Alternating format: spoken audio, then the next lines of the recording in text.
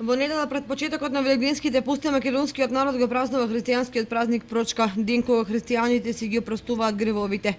Македонската традиција за Прочка е богата и разновидна. Секаде се одбележува овој празник помеѓу македонскиот народ. Прочка всушност може да се нарече и наш празник, празник на македонскиот народ, затоа што овој народ најмногу проштевал и проштева. Знаеме, неделата пред почетокот на Великиот Велигденски пост е денот кој што е наречен Прочка, ден во кој што е востановен од Светата Црква сите оние кои што меѓусебно не се измирени и не живеат во мир, пред да ги започнат великите пости да се опростат, бидејќи како што сведочи светиот апостол Павле во едно од неговите посланија, ако некој каже дека го сака Бога, лажливеци, бидејќи како може да го сака Бога кој што не го видела, не го љуби својот ближен, кој што го гледа секој ден.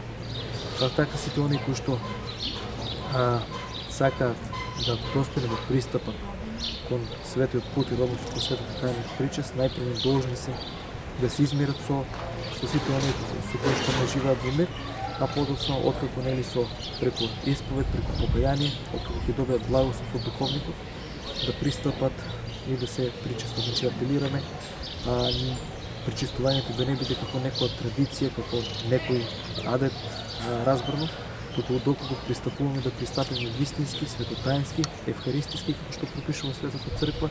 Не Прочка според традицијата, помладиот бара прошка од постариот. Синот пријаѓа кај таткото, братот кај брата си, ќерка кај мајка си, снаа кај свекрава, сестра кај сестра и секој секому му вели: "Прости ми", а тој одговара: "Простено да ти е од мене и од Бога." Така прави секој кон секого, и машко и женско, помладиот кон постариот, но и постариот кон помладиот. Утре денте првиот ден по Прочка е чист понеделник, кога постот веќе започнал. Тоа е првиот ден од големиот велигденски пост.